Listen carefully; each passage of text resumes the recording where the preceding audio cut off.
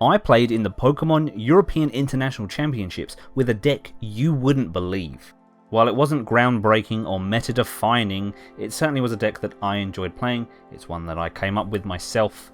That is mostly why I wanted to play it, but as you can see, Rotom V-Star is the name of the game, and while I didn't get any real footage of the event, I have a couple of pictures, and we're going to play the game, play the deck on live today. So let's see how we get on. I can talk over some bits and pieces as we go. So the elephant in the room. Where did I place? How did I do? I didn't make it to day 2, that's for sure. And I came at 1,165th in the main tournament. So fairly low down, but it was the largest international tournament they've held with all the different competitors there. So do you know what? I'm still pretty pleased, pretty proud of how I did. I did win some games, so I will absolutely take that. But maybe not enough, like I say, to make a real impression. I did play in the London Cup on the Saturday as well. That was about 300 people, and I came 172nd in that one. So again, got a couple of wins. Very happy with that. But the weekend itself was electric. The atmosphere was amazing. Everyone was so happy to be there. Everyone was having such a good time. All the people competing in the TCG, in the VGC, in Go, in Unite. It was a fantastic time. I got to meet so many wonderful people. A lot of my friends were there. Some people I've only just then meeting for the first time. People I've seen online. It was, honestly, it's such like a community spirit that you could just really feel it in the room, and it was absolutely fantastic. Actually, my good friend Poketage, he has a video showing the venue, bits from the Pokemon Center shop, and I think even some very handsome faces dotted around in there. You might see myself and a few others.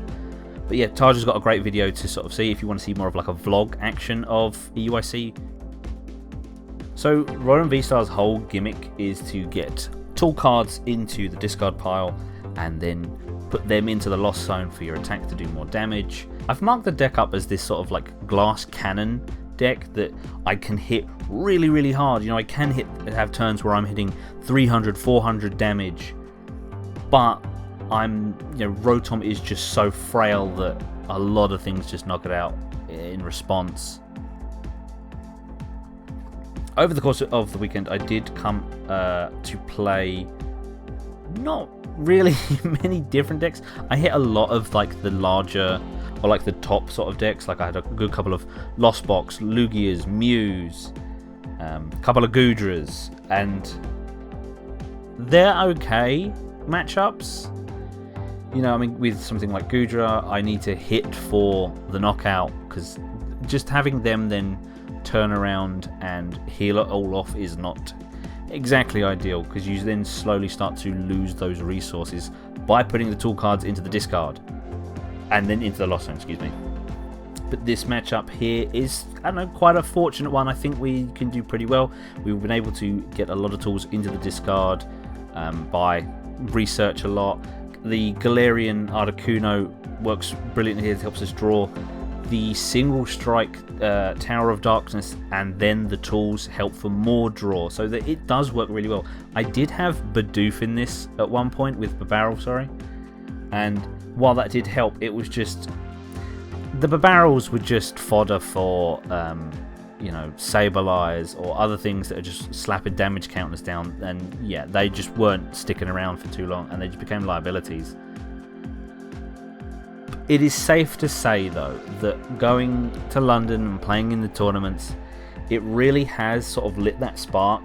I really want to get back to playing the game. You know, I really want to just go places. I really want to just play more people, open it up to more. So hey, maybe I'll do some more live stuff now that live's a little bit more, a little better.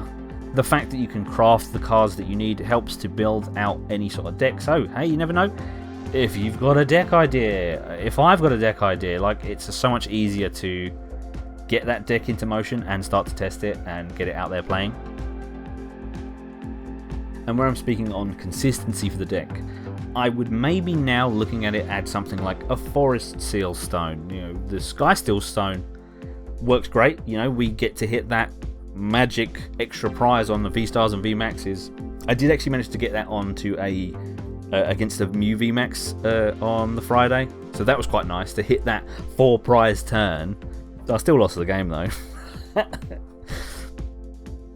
But yeah, adding a Forest Stone in would help, like say, grab those extra little bits and pieces. I do tend to get pretty greedy, wanting the Sky Seal Stone, or even using Rotom's V-Star ability to discard a whole bunch of cards to get then more cards to discard, you know. It's a vicious cycle. I have a feeling though that my opponent here doesn't think I'm playing the Rotom V-Star, and that's why, so he's hit me for that, thinking I can't attack him now next turn. But little does he know that we've got the V-Star in the back pocket,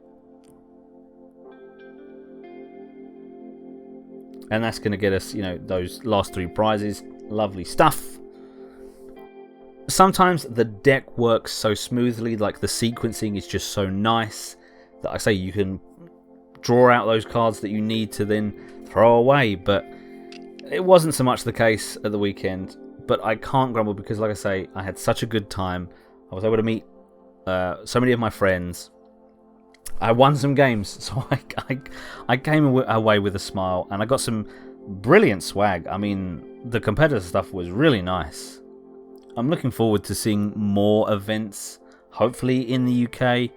But if I have to travel, I've got to travel, so you never know. That's going to wrap things up with them last 3 prizes taken. So, just want to say thank you for watching today's video. I hope you've all enjoyed, and I hope to be back with some more live gameplay very soon. I've been Andy Bevington. Thank you all so much for watching, and remember, take care, and I'll see you all in the next video.